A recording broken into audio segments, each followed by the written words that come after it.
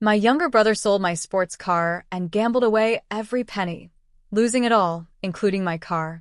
When I confronted him, he confessed with a smirk, then slapped me and threw me out of the house. Furious and humiliated, I swore revenge. But the next morning, he woke up to a shocking surprise waiting for him, something that would change his life forever. He never saw it coming. My name is Barbara, and for as long as I can remember, I've been the responsible one in my family. It wasn't a role I chose, but rather one I seemed destined to fill. I grew up in a small suburban town with my parents and younger brother, Tom. Our home wasn't extravagant, but it was comfortable, with a backyard where Tom and I used to play as kids. Those early days were simpler, but as we grew older, the cracks in our family began to show, and I became all too aware of where I stood in their eyes. From a young age, I worked hard at everything I did. School, chores, savings, you name it, I was always the diligent one. I had dreams of building a stable, fulfilling life and knew the only way to get there was through dedication and effort. Tom, on the other hand, was the complete opposite.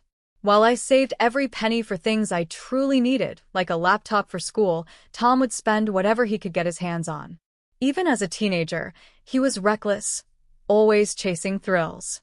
At first, it was small things like blowing his allowance on arcade games or flashy sneakers, but it didn't take long for his spending to spiral out of control. Despite our stark differences, my parents doted on Tom. He was their golden boy, and they never seemed to notice, or care, how much trouble he caused. When Tom barely scraped through high school, my parents celebrated his graduation as though he had topped his class. Meanwhile, when I earned a scholarship to college after months of hard work and sleepless nights, their response was lukewarm at best. "That's nice, Barbara," Mom had said, already turning her attention to Tom's latest antics. It hurt, but I'd grown used to it. I told myself that their favoritism wouldn't matter once I built the life I wanted. So I worked harder. College was my escape. It was the first time I felt truly seen for who I was, someone capable, determined, and ambitious. I excelled in my studies and landed a corporate job right after graduation. I started saving immediately, first for an apartment and then for a car. Both milestones were significant for me, symbols of my independence and hard work. But while I was striving to build my future, Tom was doing everything he could to avoid responsibility. He dropped out of college within a year, claiming it wasn't for him. Instead of finding a job or figuring out what he wanted to do, he spent his time gambling at local casinos. My parents never held him accountable. When he blew through his savings, they gave him more. "He just needs some time to figure things out," Dad would say whenever I tried to bring it up. Things finally came to a head one evening when I returned home from work to find my car missing. At first, I thought it had been stolen. My heart pounded as I called the police to report it, but something about the situation didn't sit right with me. When I told my parents what had happened, they exchanged nervous glances, but said nothing. That's when Tom stumbled through the front door, drunk and disheveled. "Tom," I snapped, rushing toward him. "Do you know where my car is?" He looked at me with glassy eyes and laughed bitterly. "Yeah," he slurred. "I lost it." For a moment, I thought I had misheard him. "What do you mean you lost it?" I asked, my voice rising. Tom sank onto the couch, burying his face in his hands. "The casino," he muttered. I played poker. Lost all my money, so I sold the car to keep playing. But I lost that too." I stared at him, stunned. "You sold my car?" I said, my voice trembling with anger. "How could you do this to me?" Before Tom could respond, Mom stepped in. "Barbara, calm down," she said, her tone dismissive. "It's just a car. You can always buy another one." I couldn't believe what I was hearing. "It's not just a car," I shouted. "It's mine. I worked for it, I saved for it, and he had no right." "Enough," Dad barked. "Don't yell at your brother. He made a mistake, and he said he's sorry. Let it go. Let it go." I was seething. My parents didn't seem to care about what I had lost, only about protecting Tom. The tension in the room grew unbearable, and then, out of nowhere, Tom staggered to his feet and slapped me across the face. I stumbled back, more shocked than hurt. "You're always so perfect," he spat. "Always judging me." My parents didn't say a word. Instead, Mom turned to me and said coldly, "Barbara, maybe you should leave. You're upsetting him." I packed a bag that night and left. I didn't know where I was going, but I knew I couldn't stay there any longer. My family, the people who were supposed to support me, had betrayed me in the worst way. It felt like I was losing everything, but deep down, I knew this was just the beginning. I left home that night with a suitcase in one hand, and my heart shattered into pieces. My own brother had sold my car, a car I worked so hard to buy, and instead of defending me, my parents sided with him. As I walked away, their words echoed in my head. "Don't upset him. You can always buy another car." It wasn't just about the car, though. It was about everything that led to this moment. The years of favoritism, their constant dismissal of my efforts, and the way they enabled Tom's reckless behavior. I couldn't take it anymore. I needed somewhere to go, and the first person I thought of was my best friend, Laura. Laura had been my rock for years, the one person who always had my back. She was a lawyer, sharp and compassionate, and I knew she would understand. When I showed up at her apartment with tears streaming down my face, she didn't hesitate. "Barbara, come in," she said, pulling me into a tight hug. I told her everything, how Tom had secretly taken my car, sold it at the casino, and returned home drunk, unapologetic. I told her about the slap, the way my parents defended him, and how they had told me to leave. She listened quietly, her expression growing darker with every word. "This isn't right," she said firmly when I finished. "You've been putting up with their nonsense for too long. It's time to stand up for yourself." "I don't even know where to start," I admitted, feeling utterly lost. "You start by holding Tom accountable," she said. "He had no right to take your car, let alone sell it. You can take legal action." The thought of going to court against my own brother felt like a betrayal in itself. But hadn't they already betrayed me? My parents' favoritism, their refusal to see Tom's flaws, and their complete disregard for my feelings had left me with no other choice. Laura reassured me that I wasn't alone. "We'll do this together," she promised. The next few days were a blur of paperwork and preparation. Laura helped me file a police report for the theft of my car and drafted the legal documents to take Tom to court. It felt surreal, sitting in her office, recounting every detail of what had happened. I was nervous, but I also felt a flicker of determination. For the first time in my life, I was standing up for myself. When the court summons arrived at my parents' house, all hell broke loose. My phone rang incessantly, first my mom, then my dad, and finally Tom. I didn't answer any of their calls. I couldn't. I wasn't ready to face them yet. Instead, I stayed with Laura, who continued to support me every step of the way. A few days later, my parents showed up at Laura's apartment. They were furious. "How could you do this to your own brother?" Mom demanded as soon as I opened the door. "How could he do this to me?" I shot back.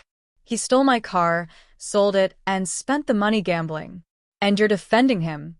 "He made a mistake," Dad said, his voice tight. "You're blowing this out of proportion." "Blowing it out of proportion?" I repeated, incredulous. "He slapped me. He kicked me out of the house. And you stood there and did nothing." Mom's face softened, but her words didn't match her expression. "Barbara, we're family. Families forgive each other." "Then why haven't you forgiven me for not being Tom?" I snapped. The words came out before I could stop them, but I didn't regret them. For years, I had been holding back, pretending their favoritism didn't hurt, but I couldn't do it anymore. They left without resolving anything, and I knew that our relationship might never recover. But I also knew I couldn't back down. This wasn't just about the car. It was about all the years I had been ignored and dismissed, all the times my achievements had been overshadowed by Tom's mistakes. I deserved justice, and I was going to fight for it. The day of the court hearing came faster than I expected. I was a bundle of nerves as Laura and I walked into the courtroom. Tom was already there, looking smug and unconcerned. My parents sat beside him, glaring at me like I was the villain in this story. It hurt, seeing them choose him over me yet again, but I kept my head high. The proceedings were grueling. Laura presented the evidence, the police report, witness statements, and even security footage from the casino showing Tom arriving in my car and leaving without it. Tom tried to defend himself, claiming he was drunk and didn't know what he was doing, but the judge wasn't swayed. When the verdict was announced, I felt a mix of relief and sadness.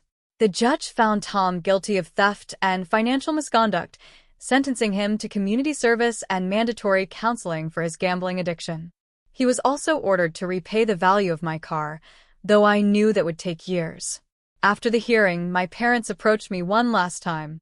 "Barbara, please," Mom begged. "Drop the case. Forgive your brother. He's learned his lesson." I looked at her, then at Tom, who refused to meet my gaze. "You've spent his whole life forgiving him," I said quietly. "Maybe it's time he learns what it means to take responsibility." And with that, I walked away. It wasn't easy, turning my back on my family, but I knew it was the right thing to do. For the first time, I felt a sense of clarity. This wasn't the end of my story. It was the beginning of a new chapter. Walking out of that courtroom was one of the hardest things I've ever done. As much as I wanted justice, part of me had still hoped for some kind of resolution, a moment where my parents or even Tom would see how much they had hurt me. But as I left, their cold stares and Tom's defiance made it clear they weren't ready to change. For years, I had lived in their shadow, their expectations, and their neglect. Now, I was determined to leave all of it behind and start fresh. Laura, my best friend and lawyer, was waiting for me outside the courthouse. "You did great in there," she said, giving my shoulder a reassuring squeeze. "I don't feel great," I admitted. My victory felt hollow. Winning the case wouldn't undo the years of hurt or magically make my family care about me. Still, it was a step forward, a way to reclaim something they had taken from me. "You'll feel better in time," Laura said. "This is just the beginning." And she was right. Over the next few weeks, I poured myself into rebuilding my life. I moved out of Laura's guest room and into a small but cozy apartment. It wasn't much, but it was mine, and that made all the difference. I decorated it piece by piece, choosing furniture and colors that made me feel happy and at peace. Each new addition was a small victory, a reminder that I was creating a life on my own terms. Work became my sanctuary. I threw myself into my job with a renewed sense of purpose, determined to keep moving forward. My boss noticed my dedication and started assigning me more challenging projects. The extra work kept my mind occupied and helped me gain confidence. I was proving to myself that I could thrive without my family's approval, and that realization was both empowering and bittersweet. During this time, Laura introduced me to someone, Jake. He was one of her friends from college, kind and easygoing in a way that made me feel instantly comfortable. At first, I was hesitant to let anyone new into my life. I was still reeling from everything that had happened with my family, and I wasn't sure I was ready to trust again. But Jake was patient, never pushing me to share more than I was comfortable with. Slowly, he became a steady presence in my life, someone who saw me for who I truly was. One evening, Jake and I were having dinner when my phone buzzed. It was a message from my mom. I hadn't heard from her since the trial, and my heart sank as I read the words. "We need to talk. Please come home." Against my better judgment, I decided to go. Part of me wanted closure, even though I knew better than to expect it. When I arrived at my parents' house, it felt like stepping into a time capsule. Everything looked the same, but it felt different, smaller, colder. My mom was waiting for me in the living room, her face lined with worry. "Barbara," she said, her voice heavy. "We miss you." I wanted to believe her, but the words felt hollow. "What do you want, Mom?" I asked, keeping my tone steady. She hesitated before saying, "Your brother is struggling. He's been having a hard time since the trial. He's trying to turn his life around, but he needs help." I stared at her, incredulous. "You're asking me to help him? After everything he's done to me?" "He's your brother," she said, as if that explained everything. "Families are supposed to stick together." I shook my head, the anger bubbling up inside me. Families are supposed to support each other, not tear each other down. Where was this loyalty when he sold my car? When he slapped me? When you both stood by and let it happen? My dad walked in then, his expression stern. Barbara, we don't want to fight. We just want to move past this. Move past it, I repeated. You mean sweep it under the rug, like you've always done with Tom's mistakes? No, I'm done being the one who pays for his actions. They didn't say anything after that, and I left without looking back. I felt lighter as I drove back to my apartment. For years, I had been chasing their approval, hoping they would see me for who I was. But now, I realized I didn't need their validation. I had found people who valued me for me, friends like Laura and Jake who stood by me no matter what. As the weeks turned into months, my life began to stabilize. Jake and I grew closer, and I felt more at ease than I had in years. He encouraged me to pursue things I loved outside of work, like painting and hiking. For the first time, I wasn't just surviving, I was thriving. One day, Jake surprised me with tickets to a local art exhibit. As we walked through the gallery, admiring the vibrant paintings and sculptures, I felt a sense of contentment I hadn't known before. This was my life now, a life I had built with my own strength and the support of people who truly cared about me.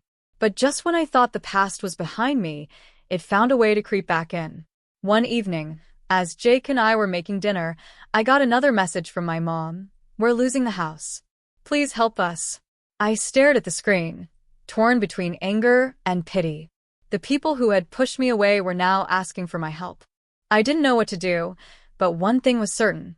This wasn't over yet. The message from my mother, we're losing the house. Please help us, stared back at me as I stood in my kitchen. Jake, sensing something was wrong, walked over and placed a comforting hand on my shoulder. What's going on? He asked gently. I handed him my phone, and he read the message with a furrowed brow. After everything they've done to you, they're asking for help now. His voice was calm, but I could hear the disbelief behind it. I sighed, setting my phone down on the counter. I don't know what to do, Jake. A part of me wants to ignore them, but another part of me feels like maybe I should go. It's still my family. Jake looked at me for a moment, then said, whatever you decide, I'll support you. But just remember, you've worked so hard to move on from the pain they caused. Don't let them pull you back into it unless you're sure it's what you want.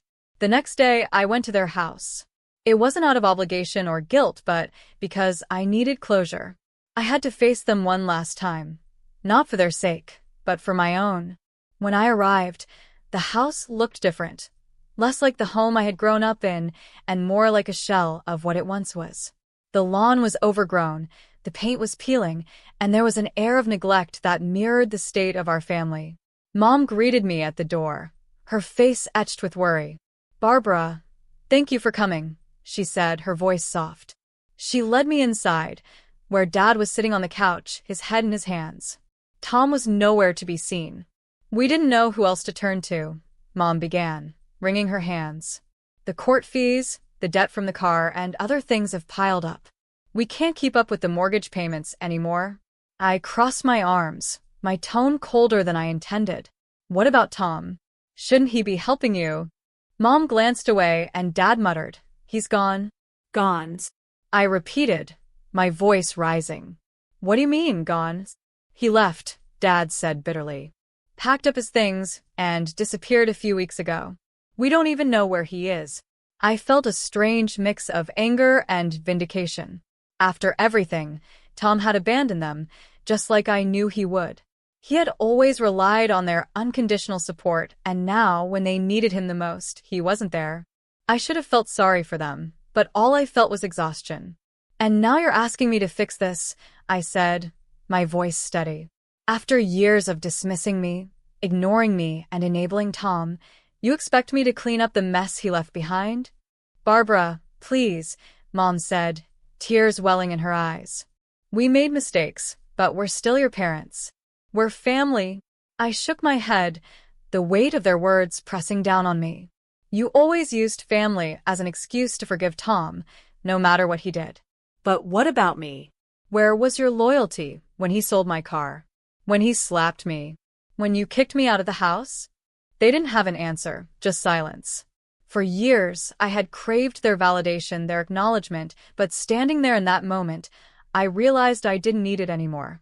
I had built a life without them, A life filled with love, respect, and peace.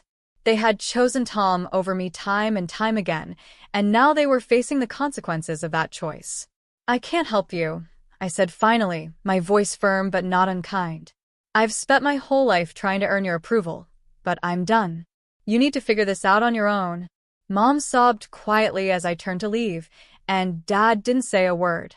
As I walked out the door, I felt a strange sense of relief, as though I was finally shedding the weight of their expectations and disappointments. It was painful, but it was also liberating. Back at my apartment, Jake was waiting for me. When I walked in, he pulled me into a hug. "How did it go?" he asked. "I told them no," I said, my voice steady. "They're on their own now." Jake nodded, his arms still wrapped around me. "I'm proud of you," he said softly.